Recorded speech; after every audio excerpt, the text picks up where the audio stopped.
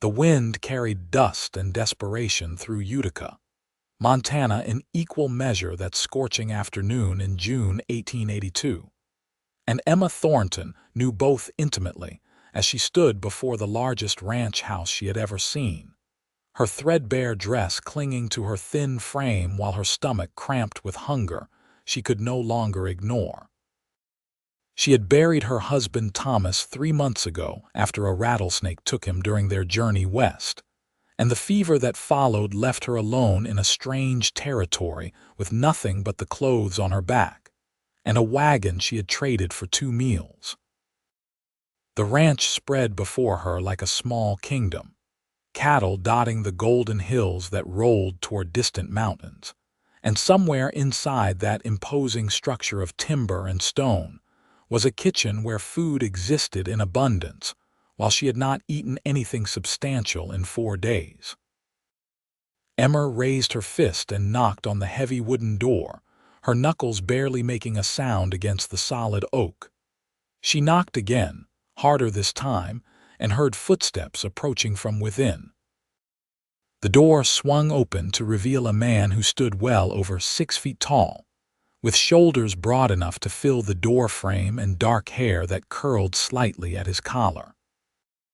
His eyes were the color of good whiskey, amber and warm, though his expression held wariness as he took in her bedraggled appearance. "Help you with something?" His voice was deep, rougher than gravel but not unkind. Emma straightened her spine despite the weakness in her limbs. "My name is Emma Thornton, and I am looking for work. Any work you might have. I can cook, clean, mend, tend animals. I am a hard worker, sir, and I am willing to do whatever needs doing in exchange for food and perhaps a place to sleep." The man studied her for a long moment, his gaze moving from her sun-weathered face to her work-worn hands to the determination in her green eyes. "Oliver Hart, I own this ranch." He paused, seeming to make a decision.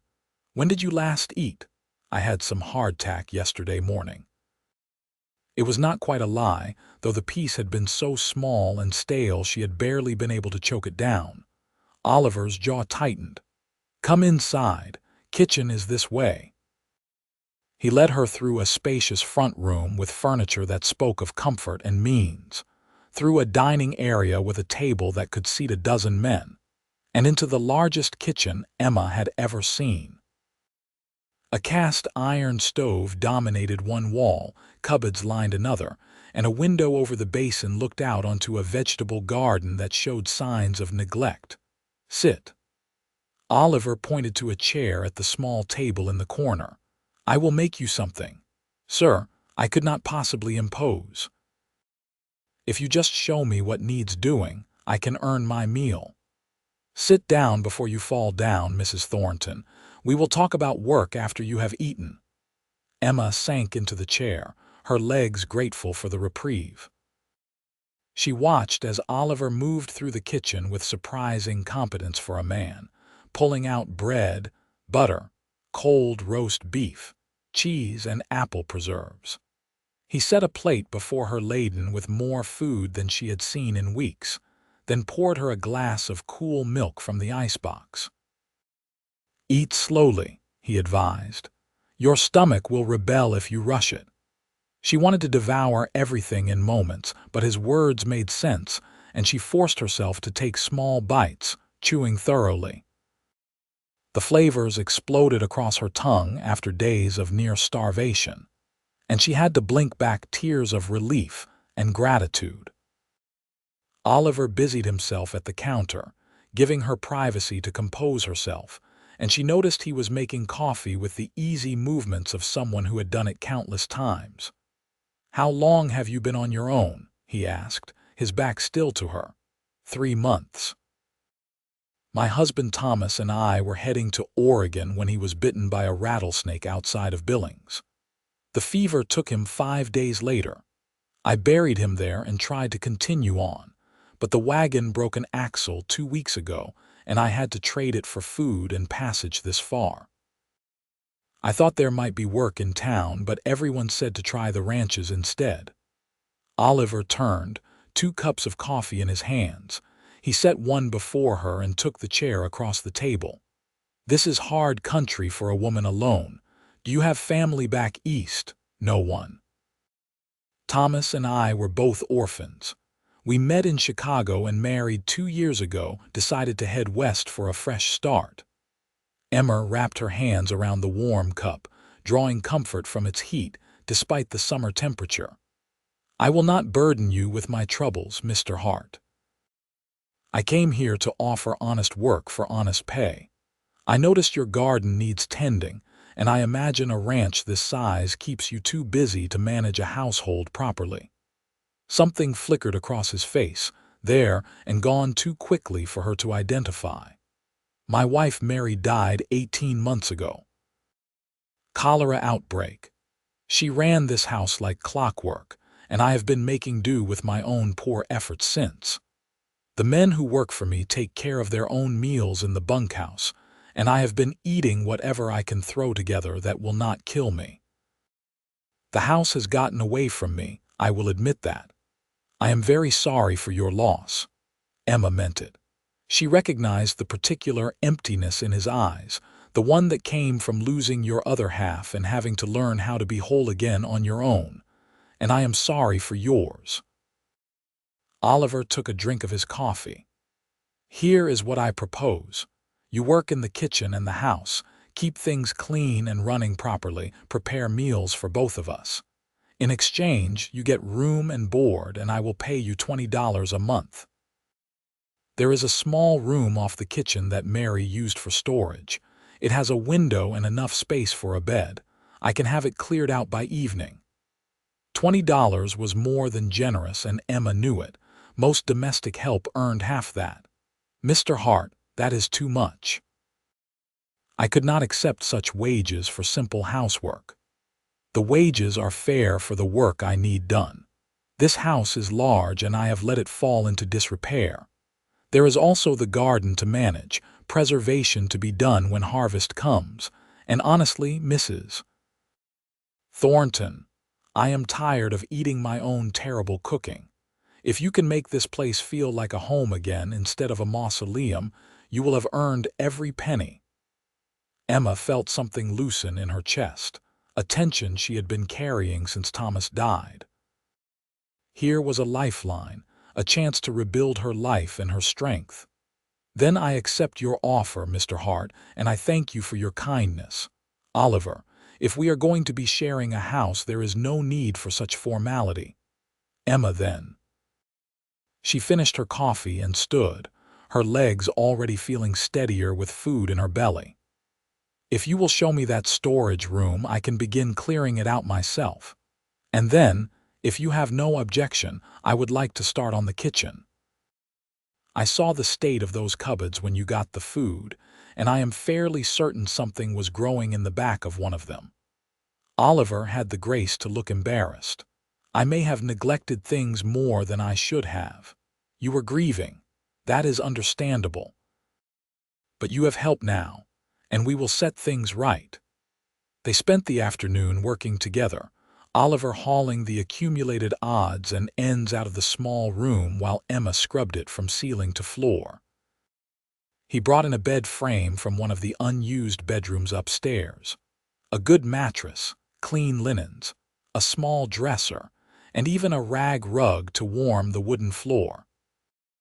The window looked out onto the vegetable garden and beyond to the rolling hills, and Emma thought she could be happy in this small space that would be entirely her own. By evening, she had also attacked the kitchen with the vigor of someone who had found purpose again. The cupboards were emptied, cleaned, and reorganized. The stove was scrubbed until the iron gleamed. The floor had been swept and mopped, and she had even managed to weed a good portion of the garden before the sun began to set. Oliver came in from checking on the cattle to find her pulling a roast chicken from the oven, potatoes browning alongside it, and green beans from the root cellar steaming on the stovetop. He stopped in the doorway and simply stared. "I hope you are hungry," Emma said, setting the roasting pan on trivets. I may have gotten carried away, but I wanted to use what you had before it went bad, and I confess I have not had the chance to cook a proper meal in quite some time. I missed it. It smells like heaven." Oliver washed his hands at the basin, then helped her carry the food to the dining table. She had set 2 places there, uncertain if he would prefer to eat in the kitchen like some employers did with their help, but he sat down without comment and waited for her to join him. They ate in comfortable silence for several minutes, both too hungry for conversation. Emma watched Oliver's face as he tasted her cooking, saw the way his eyes closed briefly in appreciation, and felt a warm satisfaction at being able to provide something of value. "This is the best meal I have had since Mary died," Oliver said finally. "You have a real talent, Emma. I enjoy cooking when I have good ingredients to work with. Your stores are well stocked, though some of the vegetables in the root cellar need to be used soon before they turn. I thought I might make preserves tomorrow if you have jars. There are boxes of them in the barn, left over from when Mary used to put up everything from the garden. She would be glad to see them put to use again." He paused, his expression thoughtful. "I want to be clear about something. You are not a servant here. You are an employee, and you are welcome to use the main rooms of the house. I do not expect you to hide away in the kitchen or your room. That is kind of you, but I do not want to overstep. This is your home. It is a big, empty house that echoes when I walk through it. I would welcome the company if you are comfortable with that. We are 2 people who have lost our spouses, trying to figure out how to keep living. I see no reason we cannot do that with some degree of companionship." Emma met his eyes and saw only sincerity there. "Then I would like that, though I imagine you are often busy with the ranch. From sunup to sundown most days, but the evenings get long. Do you play chess? Thomas taught me. I am not very good. Neither am I. Perfect match then." Oliver smiled, and it transformed his entire face, taking years off his weathered features and reaching all the way to his eyes. They fell into a routine over the following days that felt natural despite its newness. Emma rose with the sun and had coffee ready when Oliver came down. He would eat the breakfast she prepared, then head out to work the ranch with his small crew of cowhands. Emma spent her days restoring order to the house, working in the garden, preparing preserves and pickles, baking bread, and cooking meals that grew more elaborate as she familiarized herself with the well-stocked pantry and her own returning strength. In the evenings, they would eat together and then sit in the front room, sometimes playing chess, sometimes just talking. Emma learned that Oliver had built this ranch from nothing over 12 years, that he had met Mary when she came west as a schoolteacher, and they had fallen in love over a church social and too many stolen glances. He had loved her deeply, and her death had nearly broken him. In turn, Emma told him about her childhood in an orphanage in Chicago, about meeting Thomas, who had been a clerk with dreams of farming his own land, about their hopes for Oregon and the future they had planned that died with him on the prairie. "You still want to go to Oregon?" Oliver asked one night in mid-July as they sat on the porch watching heat lightning flicker in the distance. Emma considered the question. "I thought I did.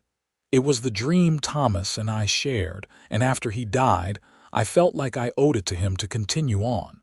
But the truth is, Montana is beautiful. This ranch is beautiful, and I find I am not in such a hurry to leave anymore. You have a home here as long as you want it." Oliver's voice was quiet but firm. "I want you to know that. This arrangement is working well for both of us, and I would be sorry to see you go." "I am not planning on going anywhere." Emma turned to look at him in the gathering darkness. "I feel settled here, safe. I have not felt that way since Thomas died." Something passed between them in that moment, an understanding that went deeper than employer and employee, more complex than simple companionship. Emma felt her heart skip in a way it had not since her husband's death, and she saw Oliver's eyes darken with an emotion she was not quite ready to name. The summer passed in a blur of work and growing comfort. Emma transformed the house into a true home, filled with the smells of baking bread and simmering stews, with flowers from the garden brightening every room, with clean linens and polished wood and windows that sparkled in the sunlight. The garden flourished under her care, producing more vegetables than two people could eat, so she shared the bounty with Oliver's ranch hands, who showed their appreciation by making sure her woodpile stayed stocked and helping with any heavy lifting she needed. Oliver's foreman, a grizzled old cowboy named Pete who had worked the ranch since its founding, took to stopping by the kitchen for coffee most afternoons. "Sure is nice to see this place come alive again," he told Emma one day in early August. "Boss has been like a ghost himself since Miss Mary passed. You have been good for him, good for all of us, having someone care about the place proper like." Emma felt her cheeks warm at the compliment. "I am just doing my job. You are doing more than that, and we all see it." Pete fixed her with a knowing look. "Boss sees it too, if you are wondering." She was wondering, though she tried not to let herself dwell on it too much. Something was growing between her and Oliver, something that felt inevitable as the turning of seasons but frightening in its intensity. She caught him watching her sometimes when he thought she was not looking, and she knew he must catch her doing the same. They gravitated toward each other in the evenings like moths to lantern light, and their conversations had become the highlight of her days. But Emma also felt guilt at finding happiness again so soon after Thomas's death, and fear at risking her heart when she knew how much it could hurt to lose someone. She could tell Oliver was wrestling with similar demons, honoring Mary's memory while also allowing himself to feel alive again. The breaking point came in late August during a thunderstorm that rolled in without warning, turning afternoon to twilight and unleashing rain in sheets that pounded against the windows. Emma was in the kitchen starting dinner when she heard the front door slam open. She rushed into the front room to find Oliver soaked through, his shirt plastered to his skin, and his hat dripping water onto the floor. "One of the line shacks up in the high pasture got struck by lightning," he said, already turning back toward the door. "I need to ride up and make sure none of the cattle are trapped in the fire. You cannot go back out in this. The lightning is too dangerous." Emma grabbed his arm without thinking. "Send one of the men. I already sent them to move the main herd to safer ground. This is my responsibility." He looked down at her hand on his arm, then up to her face, and something in his expression made her breath catch. "Emma, I will be fine. I have ridden through worse. Your wife died of cholera. You are not invincible just because you survived that." The words came out sharper than she intended, edged with fear that surprised them both. Oliver covered her hand with his own, his touch warm despite the cold rain he had brought in with him. "I will be careful, I promise, but I cannot let those cattle suffer if there is something I can do." "Then I am coming with you. An extra set of hands will make the work go faster." "Absolutely not. It is too dangerous. You just said you would be fine. If it is safe enough for you, it is safe enough for me. Besides, I know how to handle cattle. Thomas and I helped drive a herd in Missouri before we headed west. I am coming, Oliver, and you are wasting time arguing with me." They stared at each other for a long moment, wills clashing, and then Oliver shook his head with something that might have been admiration. "Get your rein slicker and meet me at the stable. And Emma, stay close to me out there." They rode through the storm together, the rain so thick Emma could barely see her horse's ears. Oliver led the way with the confidence of someone who knew every inch of his land, and Emma followed, trusting him completely.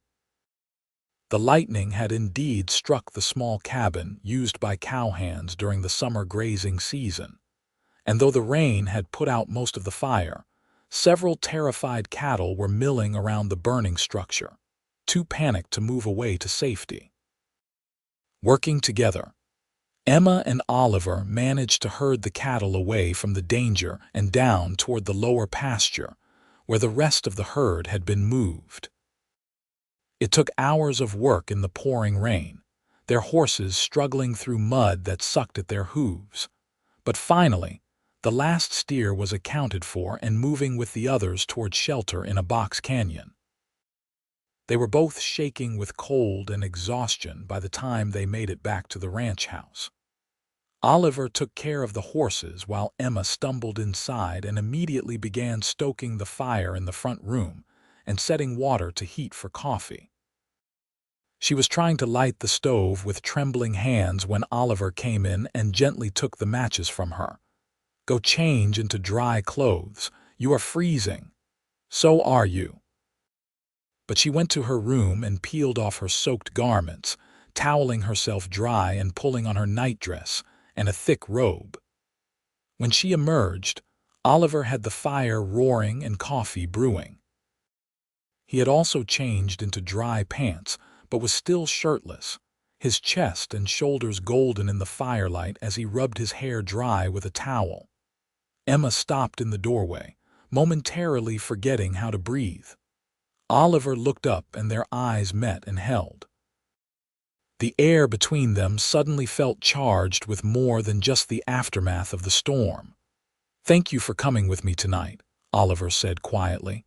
"I know I argued against it, but having you there made the work go faster. You were right about that. I could not let you go alone. I was so worried something would happen to you, that you would get struck by lightning or thrown from your horse, and I realized standing here that I could not bear it. I could not bear to lose someone else I care about." The confession tumbled out before she could stop it, raw and honest. Oliver set down the towel and crossed the room to her in 3 long strides. "Emma, I need to tell you something, and I apologize if this is not appropriate given our arrangement, but I cannot keep it inside any longer. These past months with you have brought me back to life. I wake up looking forward to the day because I know you will be there. I come home in the evenings excited to see what you have cooked, yes, but more than that. I am excited to talk to you, to hear about your day, to see you smile. You have become the best part of my life, and somewhere along the way, I fell in love with you." Emma's heart was pounding so hard she was certain he could hear it. "I thought I was betraying Thomas by having feelings for you. I thought it was too soon, that I should still be in mourning. But tonight when you rode out into that storm, all I could think was that I was falling in love with you and I had not told you. And what if I never got the chance? What if something happened and you never knew? I am right here." Oliver reached up and cupped her face in his hands, his touch gentle despite the calluses from years of ranch work. "I am not going anywhere and neither are you if I have any say in it. Emma, I know we both loved other people and I know we still honor their memories. But they are gone and we are here and we deserve a chance at happiness again. Do you not think so?" "Yes," she whispered. "I think Thomas would want that for me. I think Mary would want it for you. I think so too." Oliver lowered his head slowly, giving her every chance to pull away, but Emma rose on her toes to meet him. Their lips came together softly at first, tentative and questioning, and then with growing certainty and heat. Emma's arms went around his neck and Oliver pulled her close, and she could feel his heart racing against her chest as fast as her own. When they finally broke apart, both breathing hard, Oliver rested his forehead against hers. "I want to do this properly. Court you the way you deserve to be courted, not just kiss you in my front room in the middle of the night while we are both half-dressed." Emma laughed, the sound bubbling up from somewhere deep and joyful. "We are living in the same house. I think we are past propriety. Even so. You deserve romance, Emma. You deserve to be wooed. Then woo me, Oliver Hart, but know that my answer is already yes to any question you might eventually ask." He kissed her again, slower this time, savoring it. "You should probably go to bed before I forget all my good intentions. Probably." But she stole one more kiss before reluctantly pulling away. "Good night, Oliver." "Good night, Emma. Sleep well." She returned to her small room and lay in bed, staring at the ceiling with a smile she could not contain. Her life had fallen apart just months ago, leaving her alone and desperate, and now here she was, falling in love again in a place she was beginning to think of as home. The thought should have terrified her, but instead it filled her with hope. True to his word, Oliver courted her properly over the following weeks. He brought her wildflowers from the high meadows, wrote her poems that were more sincere than skilled, and took her on evening rides to show her the most beautiful spots on his ranch. They held hands on the porch during the long summer twilights and stole kisses in the kitchen when no one was looking. The ranch hands pretended not to notice, though Emma caught them grinning when they thought she was not watching. One evening in mid-September, as the first hints of autumn began to touch the air with coolness, Oliver took her to a hilltop overlooking the entire valley. The sun was setting, painting the sky in shades of orange and pink and purple, turning the landscape into something magical. They stood together, his arm around her waist, her head on his shoulder, and watched the day fade into night. "Emma, I have been thinking about something." Oliver's voice was serious enough that she pulled back to look at his face. "When I first offered you the job here, I told you to work my kitchen for food and room and board, and you have done that beautifully.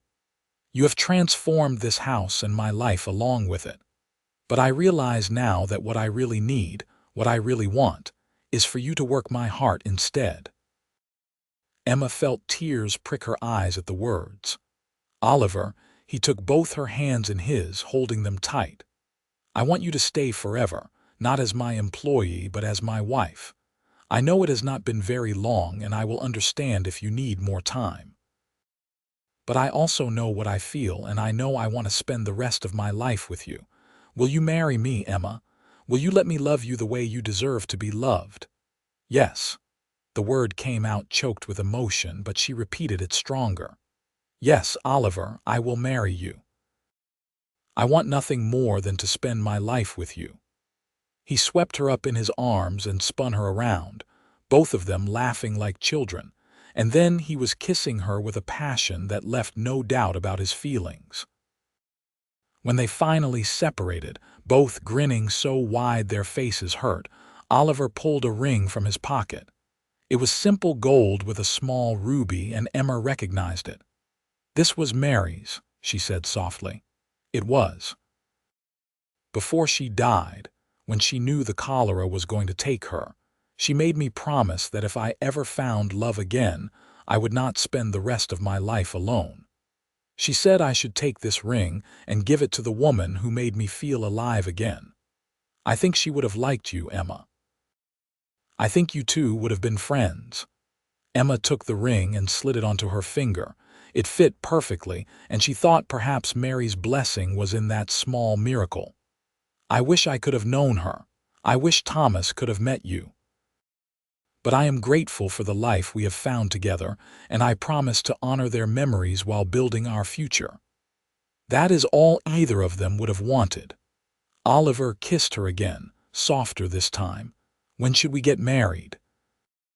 "There is a circuit preacher who comes through town once a month. He will be here next week." "Next week sounds perfect, unless you want something larger." "I want you to be my wife as soon as possible. We can have a simple ceremony in town with Pete and the hands as witnesses." "Unless you want your own guests," Emma shook her head. "I have no family to invite. Your hands have been kind to me. They are enough." They rode back to the ranch house in the gathering darkness, hands linked between their horses, already making plans. Emma felt a contentment she had not known was possible, a sense of rightness that went bone deep. She had survived loss and heartbreak and near starvation, and somehow she had ended up here, about to marry a good man who loved her and who she loved in return. The following week passed in a flurry of preparation. Emma made her own wedding dress, simple cream calico with lace at the collar that one of the Hand's wives contributed from her own mother's wedding gown. Pete organized the Hands to spruce up the ranch house for a small celebration after the ceremony. Oliver rode into town to make arrangements with the preacher and to buy supplies for a wedding supper. On the morning of the wedding, Emma woke early in her small room off the kitchen, which would be her room for only one more night. Tomorrow she would move upstairs to the large bedroom that Oliver had once shared with Mary, the room he had already prepared for her with fresh paint and new curtains, making it theirs rather than his past. She dressed carefully, braided her dark blonde hair and wound it in a crown around her head, and pinned the lace veil in place. When she looked in the small mirror, she saw a woman transformed from the desperate, half-starved widow who had knocked on Oliver's door 3 months earlier. This woman had color in her cheeks, brightness in her eyes, and hope in her heart. Pete knocked on the kitchen door at 9 o'clock to escort her into town. Oliver had spent the night in the bunkhouse to observe propriety, and they would meet at the small church where the preacher was waiting. The ranch hands had already ridden ahead, dressed in their best shirts and cleanly shaven, looking almost unrecognizable. The church was tiny, barely more than a one-room schoolhouse with a cross mounted on the wall, but someone had filled it with wildflowers, and the morning light streaming through the windows made everything glow. Oliver stood at the front with the preacher, wearing a new black suit that made him look impossibly handsome, his hair neatly combed and his face clean-shaven. When Emma walked in on Pete's arm, Oliver's face lit up with such love and joy that she felt tears threaten. The ceremony was simple and short, the words both solemn and joyful. Emma spoke her vows clearly, meaning every word, and Oliver's voice was strong and sure as he promised to love her, honor her, and stand by her side for all the days of his life. When the preacher pronounced them husband and wife, Oliver kissed her with a tenderness that made her heart overflow. They held the celebration back at the ranch house, with Emma's cooking filling the dining table to overflowing. She had made roast beef, baked chicken, potatoes in 3 different preparations, fresh bread, vegetables from the garden, and 3 different pies for dessert. The Hands ate with enthusiasm, toasting the couple with glasses of whiskey, and telling increasingly improbable stories about Oliver in his younger days. As the sun began to set, the Hands took their leave with handshakes and well wishes, heading back to the bunkhouse or into town to continue their own celebrations. Pete was the last to go, pulling Emma into a rough hug. "You take care of him," he said gruffly, "and he will take care of you. You two are good for each other. Thank you, Pete, for everything." When they were finally alone, Oliver took Emma's hand and led her upstairs to their bedroom. He had lit candles that filled the space with soft light, and someone had scattered flower petals across the bed. Emma felt a flutter of nervous anticipation, but when Oliver cupped her face and kissed her softly, all her anxiety melted away. "I love you, Emma Hart," he murmured against her lips. "I love you, Oliver." She smiled at the sound of her new name. "Show me." He did, with a tenderness and passion that made her feel cherished and desired in equal measure. They came together as partners in every sense, learning each other's bodies and hearts, building the physical foundation of their marriage with the same care they had built the emotional one. When they finally fell asleep tangled together, Emma felt more complete than she had since Thomas's death, as though a part of her soul that had been hollow was filled again. The autumn passed in a golden haze of happiness. Emma settled fully into her role as Oliver's wife, running the household with practiced efficiency, while also finding time to ride out with him sometimes to see the work being done on the ranch. He valued her opinions and asked for her input on decisions, treating her as a true partner rather than just a wife to be kept in the house. As winter approached and the work on the ranch slowed with the changing season, they spent more time together indoors. Oliver taught Emma to play poker, and she taught him to bake bread. They read books aloud to each other in the evenings, spent hours talking about everything and nothing, and made love with a frequency and enthusiasm that left them both glowing. By December, Emma began to suspect she might be pregnant. She waited until she was certain before telling Oliver, choosing Christmas morning when they were exchanging small gifts by the fire. She handed him a carefully wrapped package, watching his face as he opened it to find a tiny pair of knitted booties.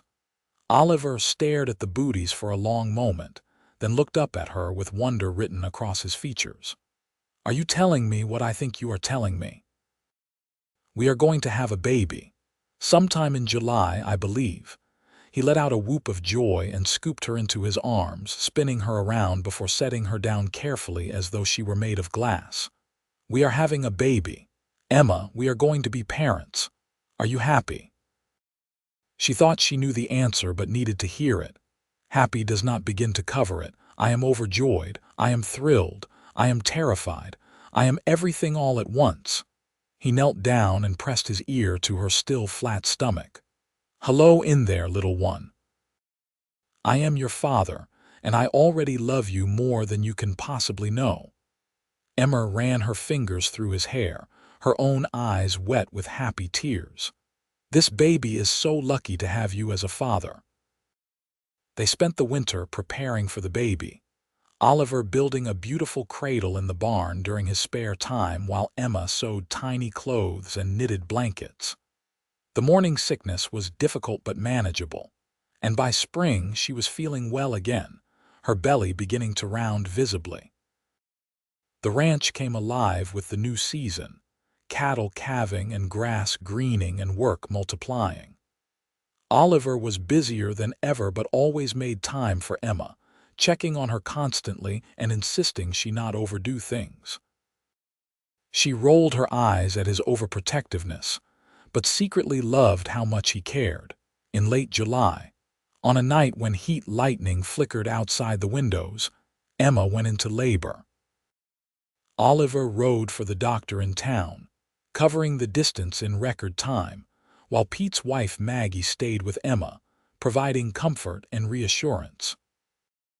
The labor was long and difficult, lasting through the night and into the following morning, but when the baby finally arrived with a lusty cry, Emma felt only overwhelming love and relief. "It is a boy," Maggie announced, placing the squalling infant on Emma's chest. "A big, healthy boy." Emma looked down at her son, at his tiny red face and waving fists, and felt her heart expand to hold this new, fierce love.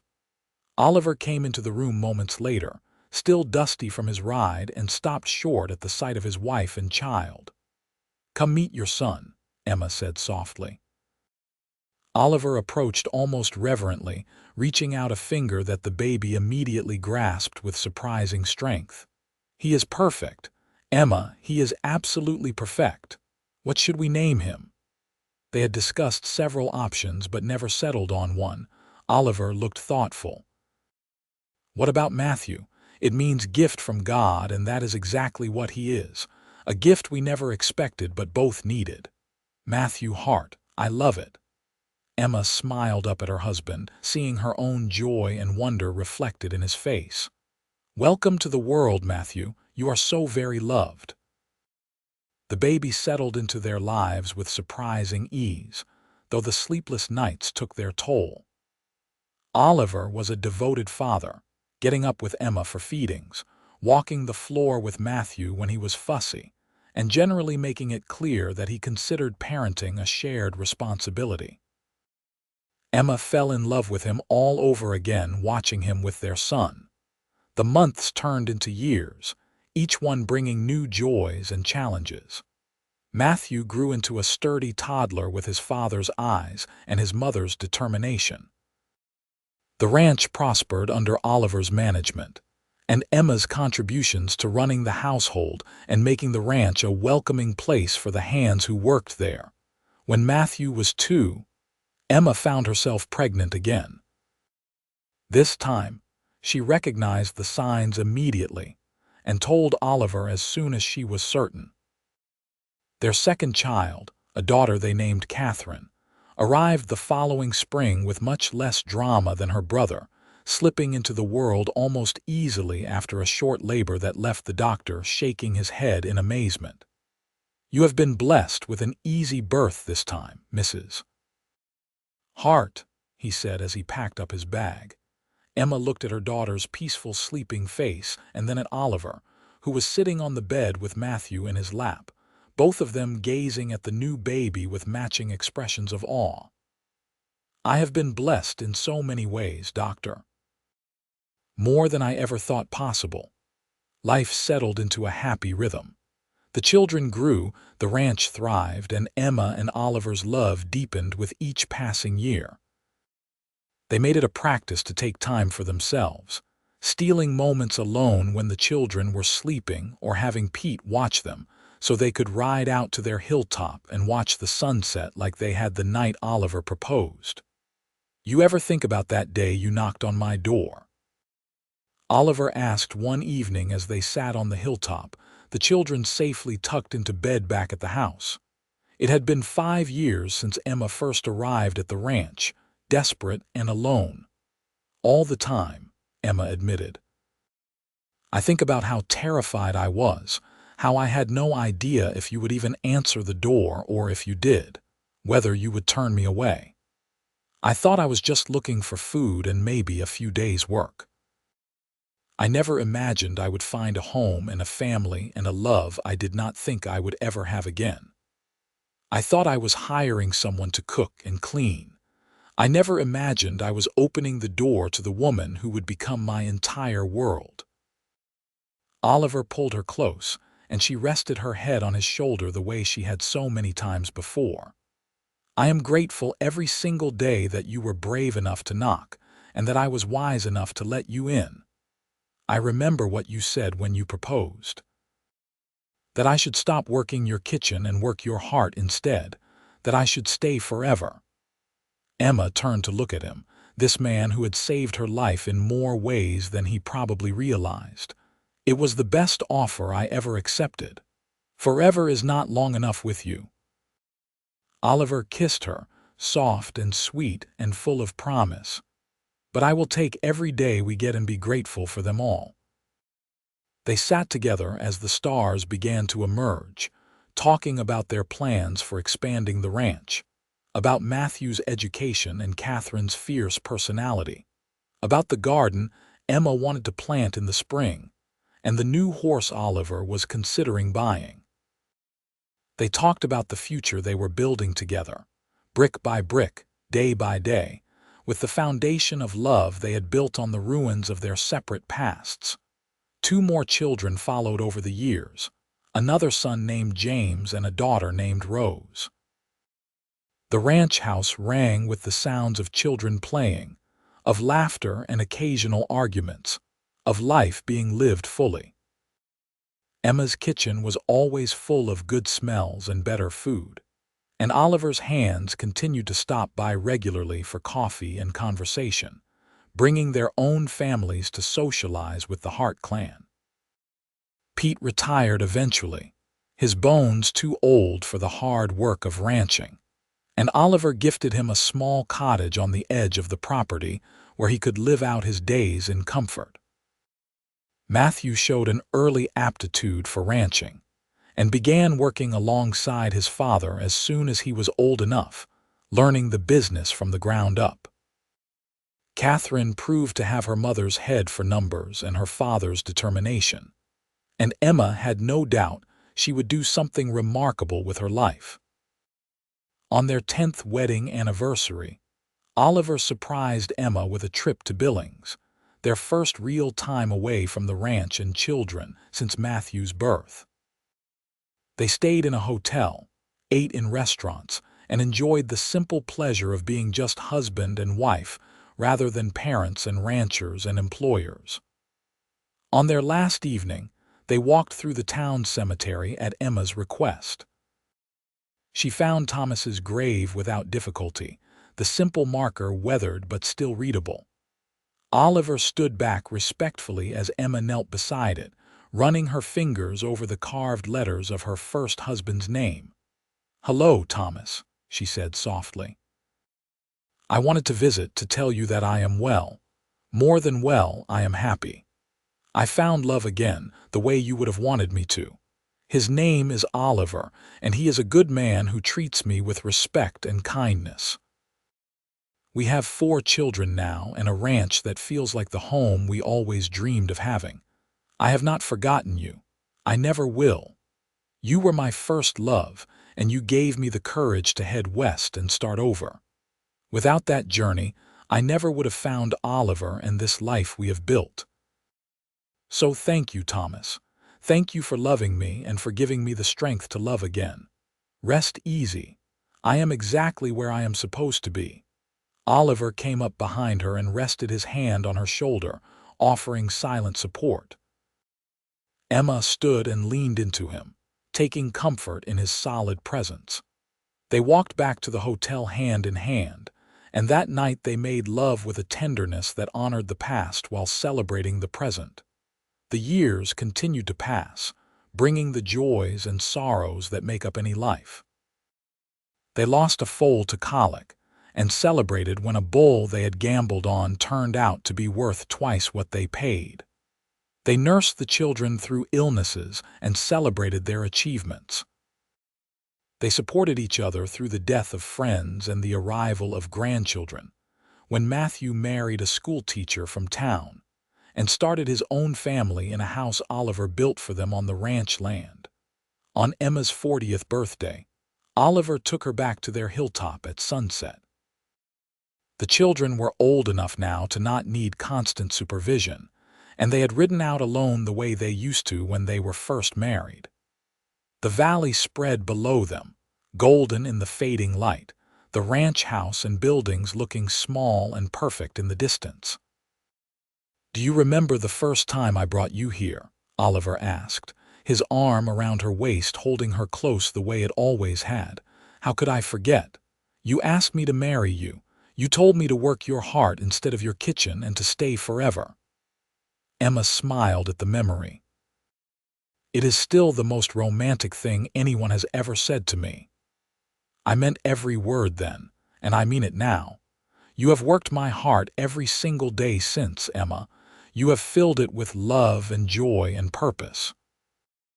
You have given me a family and a home and a reason to wake up grateful every morning. I love you more now than I did on our wedding day, and I did not think that was possible. I love you too, Oliver. You saved my life that day you opened your door to a desperate widow looking for work. You gave me food and shelter and employment, yes, but more than that, you gave me hope. You showed me that loss does not have to be the end, that it is possible to love again, to build again, to find happiness even after heartbreak. You are my partner, my best friend, the love of my life. I cannot imagine my world without you in it." They held each other as the sun dipped below the horizon, painting the sky in brilliant colors that faded slowly into twilight. The first stars appeared, the same stars that had watched over them on their wedding night and on countless nights since.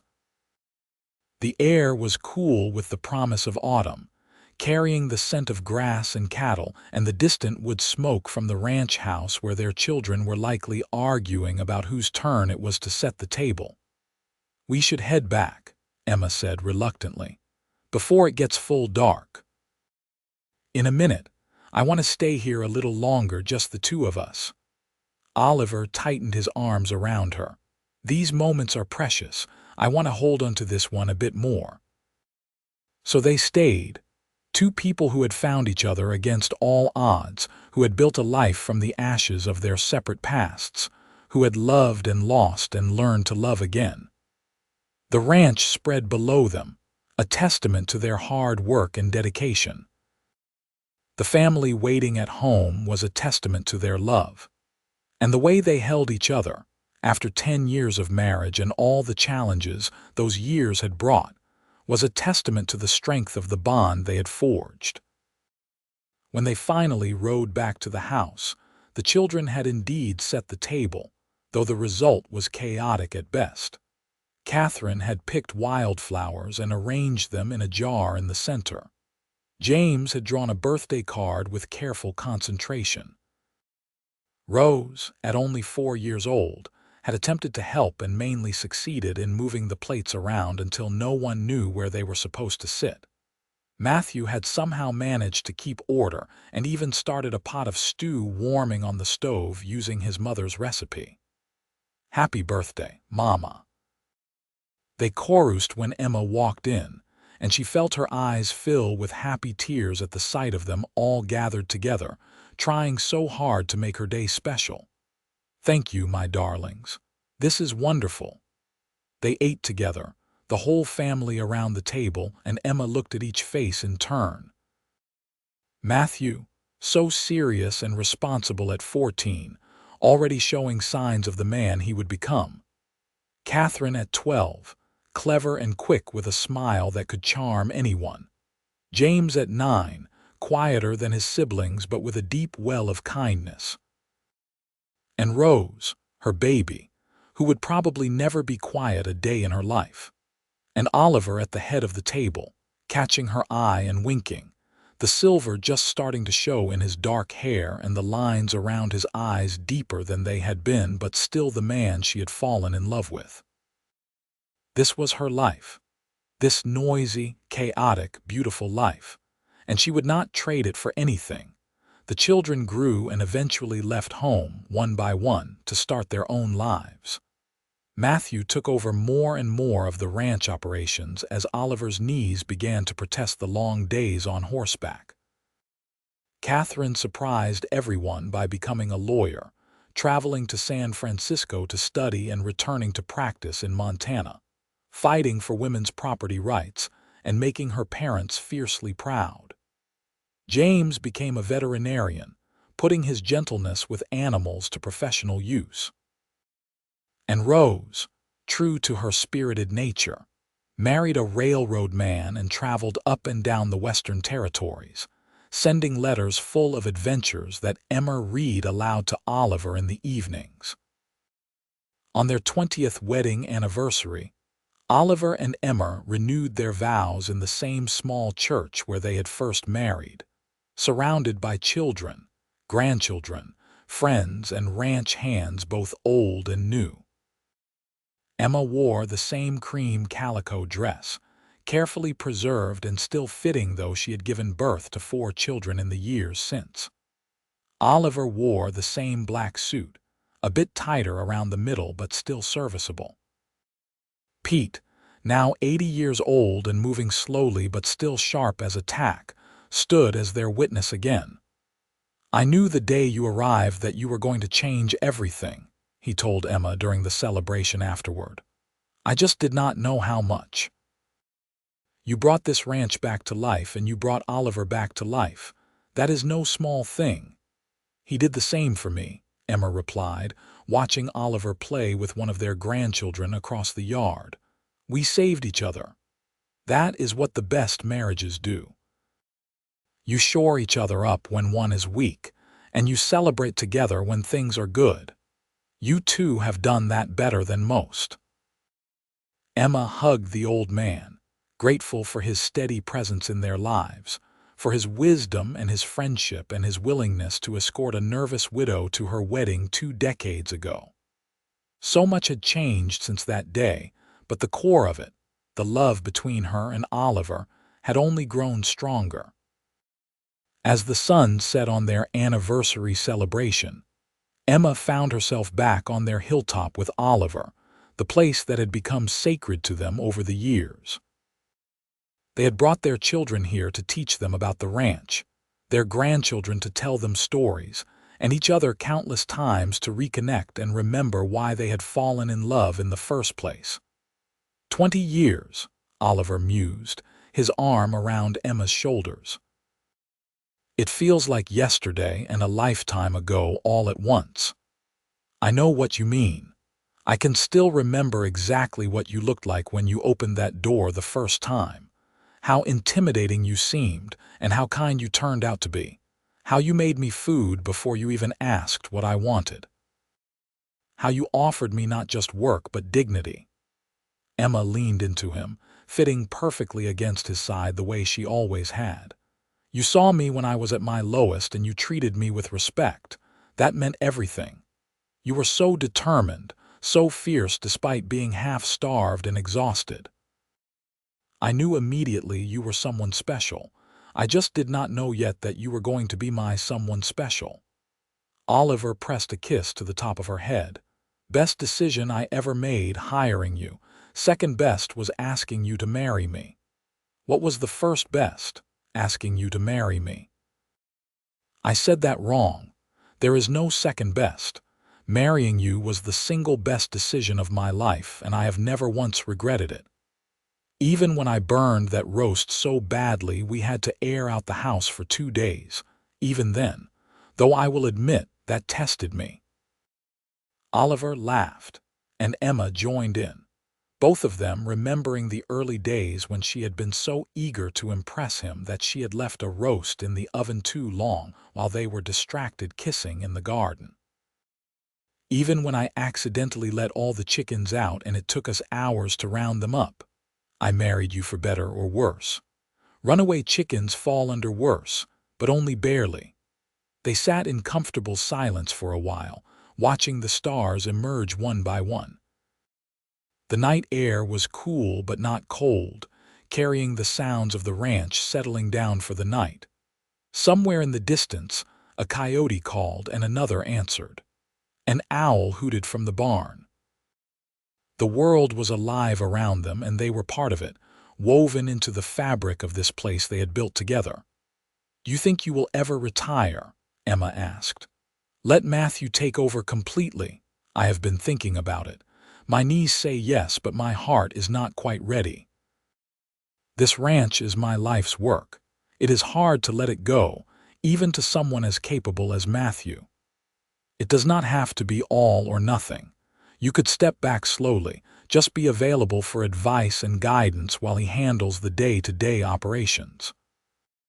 We could travel a bit, see some of the places we have always talked about. Visit Rose more often. Spend time with the grandchildren." Oliver considered this. "You know, that does not sound half bad. We could take that trip to San Francisco to see Catherine. Maybe go to Oregon. See what might have been if you had made it there all those years ago. I have no regrets about not making it to Oregon. Everything I wanted from that dream I found right here, but I would not mind seeing it, now that the journey would be easier." Emma looked up at the stars, thinking about the path her life had taken, all the twists and turns that had led her to this moment. Funny how things work out. If Thomas had not died, if I had not been desperate enough to knock on your door, if you had not been kind enough to give me a chance, none of this would exist. Our children, our grandchildren, this life we have built. It all hinged on tragedy and luck and timing. I think it was more than luck. I think some things are meant to be, and we were meant to find each other. The how and when might have been circumstance, but the connection we have, that goes deeper than chance. Oliver turned her to face him, his hands cupping her face the way he had so many times over the years. "I believe we were always supposed to end up here, together on this hilltop, looking back on 20 years of marriage and forward to however many more we get. I believe that too." Emma kissed him softly. "I love you, Oliver, today, tomorrow, and always. I love you, Emma, forever." They rode back to the ranch house in the moonlight, hands linked between their horses, just like they had the night he proposed. The house was dark, except for a lamp left burning in the window to guide them home. Inside, the kitchen still smelled faintly of the anniversary cake Emma had baked that morning. Their bedroom upstairs waited, the same room where they had spent their wedding night and every night since, where they had comforted each other through nightmares and celebrated the morning news of each pregnancy, where they had simply held each other through the normal stresses of life and ranching. Emma changed into her nightgown while Oliver banked the fire, their evening routine as comfortable and familiar as breathing. They climbed into bed and Oliver pulled her close, her back to his front, his arm around her waist the way they always slept. "Happy anniversary, Mrs. Hart," he murmured into her hair. "Happy anniversary, Mr. Hart." They fell asleep like that, wrapped in each other and 20 years of shared history, secure in the knowledge that whatever came next, they would face it together. The years that followed brought the gentle slowing that comes with age. Oliver did step back from the daily running of the ranch, though he remained involved in all major decisions. Matthew proved himself more than capable, and his own children began to show interest in ranching, ensuring another generation would carry on the Hart legacy. Emma's hair turned silver, and she moved a bit slower in the mornings, but her mind remained sharp, and her cooking remained legendary. She published a cookbook of ranch recipes that sold well throughout Montana and the surrounding territories, the proceeds from which she donated to help widows and orphans in the area, remembering her own desperate circumstances all those years ago. They did travel, taking that trip to San Francisco to visit Catherine and marveling at how different the city was from their rural Montana life. They visited Oregon, and Emma stood on the land where she and Thomas had dreamed of settling, feeling a complex mix of emotions, but mostly gratitude that her path had led elsewhere. They went to Denver to see James receive an award for his veterinary work, and they rode the railroad to visit Rose and her growing family, enjoying the adventure even as they were always glad to return home, because the ranch was home in a way nowhere else could ever be. It was where they had fallen in love, where they had built their family, where every fence post and barn board held memories. It was where Emma had transformed from a desperate widow into a confident woman, where Oliver had learned to love again after loss, where their children had grown from babies to adults with families of their own. On their 30th wedding anniversary, they were surrounded by such a crowd that the celebration had to be held outside. 4 children, 12 grandchildren, and 3 great-grandchildren, along with friends and neighbors and ranch hands past and present, all gathered to celebrate the couple who had become something of a legend in the area. The story of how they met, of the widow who worked the kitchen for food and the rancher who asked her to work his heart instead, had been told and retold until it had taken on mythic proportions. Is it true you only had one dress when you first arrived? One of the granddaughters asked Emma as they sat together watching the festivities. It is true.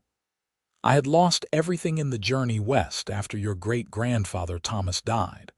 I walked up to this ranch with nothing but desperation and hope, and your grandfather gave me both food and a future. That is so romantic. The girl sighed dreamily. I hope I find love like that someday. I hope you do too, sweetheart. But remember, the best love is not just about the romantic moments. It is about partnership and respect and choosing each other every single day, even when things are hard. Your grandfather and I have had 30 years together, and they have not all been easy. We have had losses and disappointments and times when we did not agree. But we worked through them together because we were committed to each other and to the life we were building. How did you know he was the one? Emma thought about it. I knew when I realized I could not imagine my future without him in it. when the thought of leaving this ranch and continuing on to Oregon felt wrong because it would mean leaving him behind.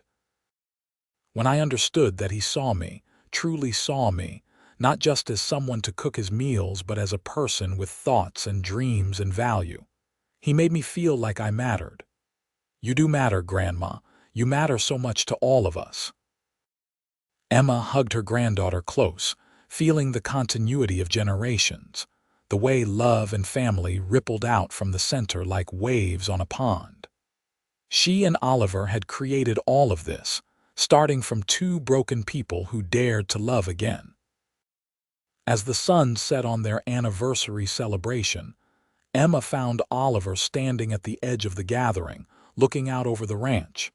She went to him and slipped her hand into his, and he squeezed it gently. "Quite a crowd we have managed to create," he said, gesturing at their assembled family. "We did well, didn't we? Better than well. We did amazing." Oliver looked down at her, his eyes still the warm, whiskey color she had fallen in love with 30 years ago, though now surrounded by deep laugh lines. "I was just thinking about that day you knocked on my door. How close I came to not answering because I was busy with the accounts. What would have happened if I had ignored the knock, if you had moved on to the next ranch? But you did not. You answered, and you were kind, and you changed the course of both our lives." Emma reached up and touched his face. "No use wondering about what might have been when what actually is turned out so beautifully. You are right, as usual." Oliver kissed her palm. "Come on, Mrs. Hart. Let us go be properly sociable with our enormous family before they send a search party." They returned to the party hand in hand, and Emma thought about how many times over the years they had walked hand in hand, just like this. Thousands of times, probably tens of thousands.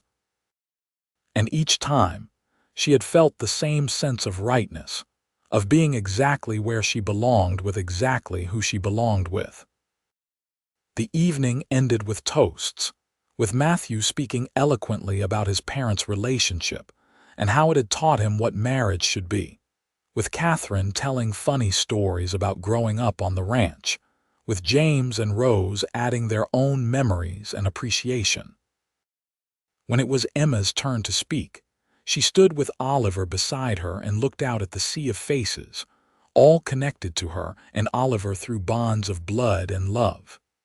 30 years ago, I was lost and alone and did not know how I was going to survive another day.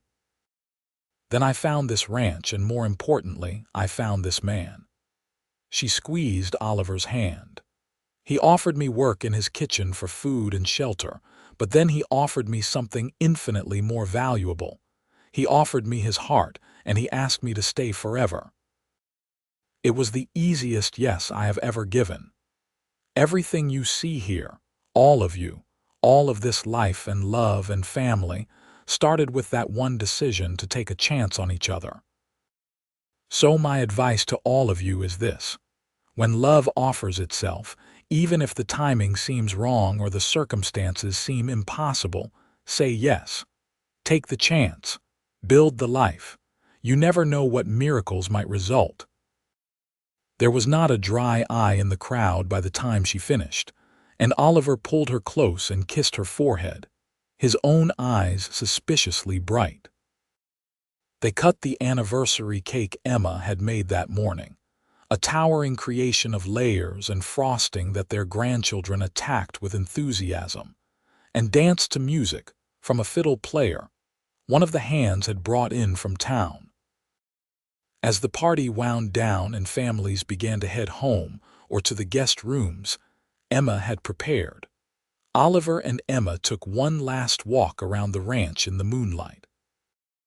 They checked on the horses in the stable, looked in on the chickens in their coop, and ended up at the fence line looking out over the silvered landscape. "You ever miss it?" Oliver asked. "The life you planned with Thomas, the dreams you had before everything changed?" "Sometimes," Emma admitted. "I think it is natural to wonder about the roads not taken, but I do not regret the road I ended up on. This life with you has been richer and fuller than anything I imagined before. Thomas and I were young and in love, but we had not been tested by hardship yet. We did not know each other the way you and I know each other.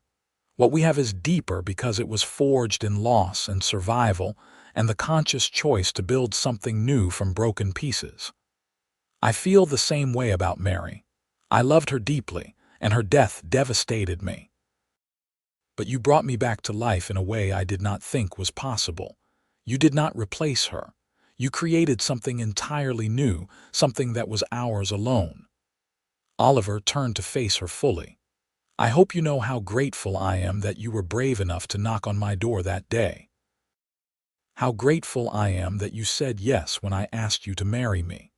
How grateful I am for every single day I have gotten to spend as your husband. And I hope you know how grateful I am that you answered that door and saw past my desperation to the person I could be with a little help and hope. You gave me back my life, Oliver. Everything good I have is because of you. We gave each other life. That is what love does at its best. It breathes life into us, gives us reason to keep going, makes the hard days bearable and the good days spectacular. Oliver pulled her close. Come on, let us go to bed. I am getting too old to be standing around in the moonlight when there is a perfectly good bed waiting. Emma laughed and let him lead her back to the house. They climbed the stairs to their bedroom, changed into their nightclothes, and settled into bed. Oliver pulled her close the way he always did, and Emma breathed in the familiar scent of him, horse and leather and the soap he used, mixed with something that was just him. I love you, she said into the darkness. I love you too. Always have, always will. They fell asleep like that, the same way they had fallen asleep thousands of nights before, secure in each other and the life they had built together. The years continued to pass, as years do. They celebrated more anniversaries, more birthdays, more weddings and births and the occasional funeral. They watched their grandchildren grow and begin to have children of their own. They slowed down, as age requires, but they did it together, adjusting their pace to match each other's abilities. On a warm summer evening in their 40th year of marriage, Oliver asked Emma to ride out to their hilltop one more time. She hesitated, knowing his knees pained him more than he let on, but he insisted it was important. So they saddled up the gentlest horses and rode slowly up to the spot that had been theirs for 4 decades. The view was the same as it had always been. The ranch spread below them like a patchwork quilt, the mountains purple in the distance, the sky beginning to turn colors as the sun descended.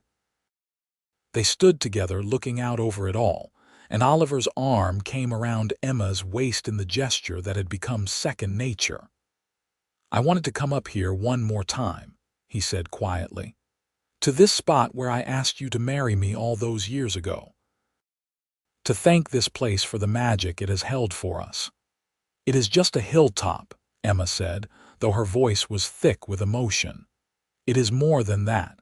It is where we made our promises to each other, where we have come to reconnect whenever life got too complicated, where we have shared our dreams and our fears and our love. This hilltop is sacred ground for us, Emma. She could not argue with that. How many times had they stood in this exact spot, holding each other and looking out over their domain? How many problems had been solved here, how many decisions made, how many kisses shared. This hilltop had been witness to their entire marriage, silent and steadfast through all the years. Thank you for bringing me here, Emma said. Thank you for 40 years of bringing me here. Thank you for coming with me every time. Thank you for 40 years of everything. Oliver turned her to face him, his hands cupping her face the way they had so many times before. You know I am not going to be around forever, right? We are getting old, Emma. My heart is not what it used to be, and I can feel time running short. Oliver, do not talk like that. Fear clutched at her chest. We have to talk about it sometime. I want you to know that these 40 years with you have been the greatest gift of my life. You made me happier than I had any right to be. You gave me a family and a home and a reason to wake up every morning. When my time comes, I will go peacefully because I know I have lived a full and beautiful life, and it was full and beautiful because of you. Emma was crying now, tears streaming down her face.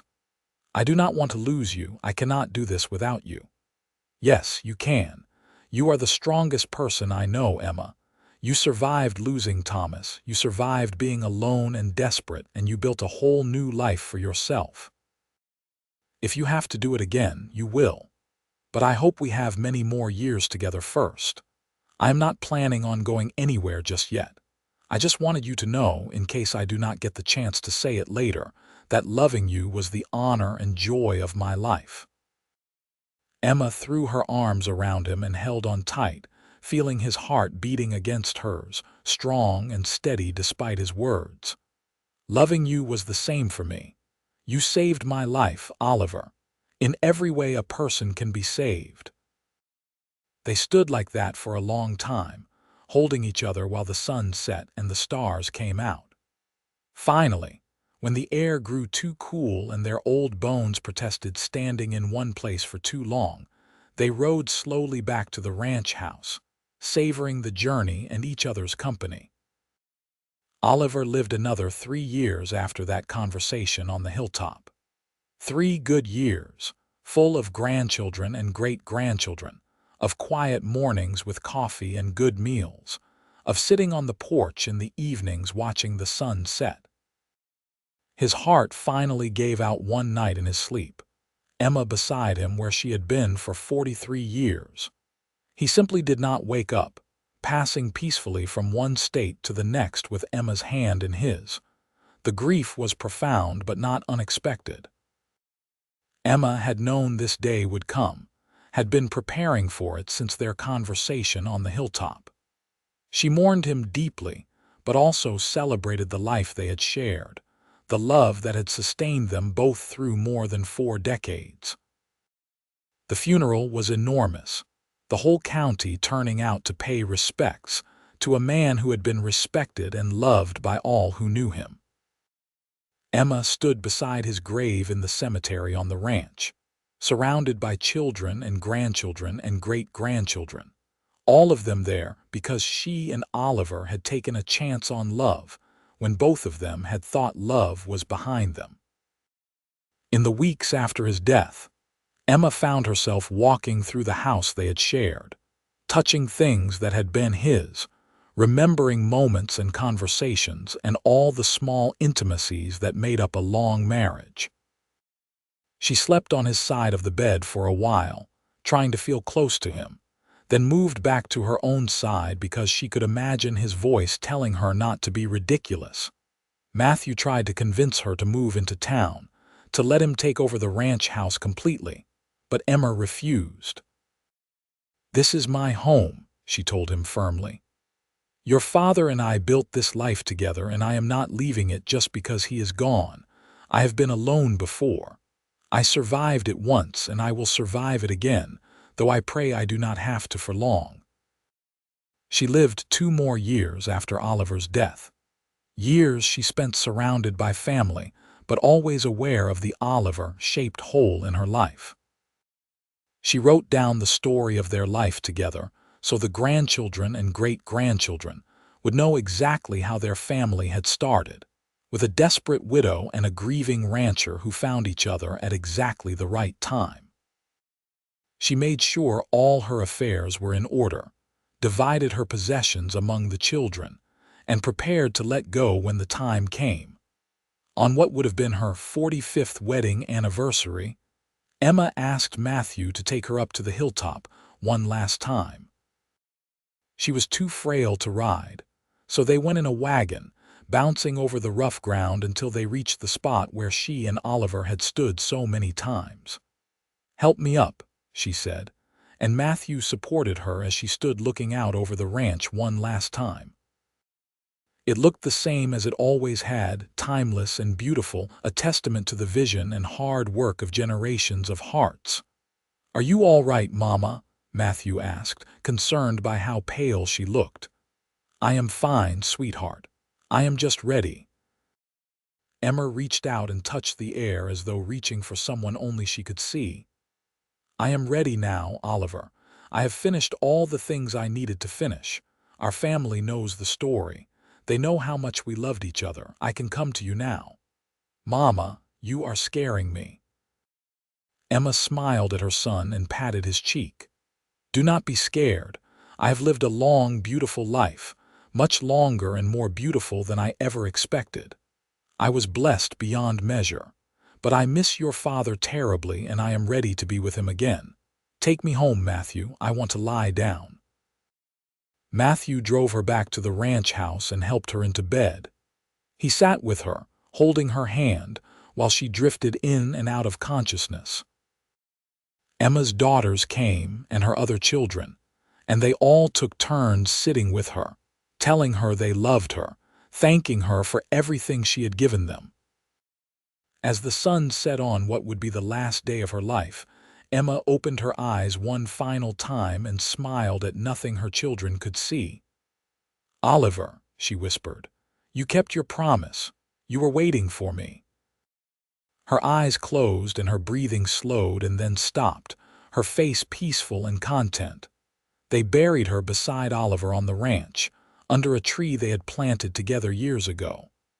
The inscription on her headstone, chosen by her children, read, "Emma Hart, beloved wife, mother, and grandmother." She worked his heart and stayed forever. The ranch continued through the generations that followed, each one adding to the story while honoring the foundation that Oliver and Emma had built. The house remained in the family, passed down from Matthew to his children and beyond. The story of how it all started, with a widow desperate enough to knock on a stranger's door and a rancher kind enough to answer, became family legend, told and retold at every gathering. And on certain summer evenings, when the light hit just right, and the breeze carried the scent of grass and wildflowers, people working on the ranch swore they could see two figures on the hilltop, standing close together and looking out over the valley below, holding each other the way they had in life, forever and always. The end came full circle in a way, from desperate beginnings to a love that lasted not just a lifetime but beyond, creating ripples that would extend through generations. Emma Thornton had knocked on Oliver Hart's door looking for nothing more than food and survival, and he had offered her everything: a home, a purpose, his heart, and a love that transformed them both. Together they had built a family, a legacy, and a love story that would be remembered long after they were gone.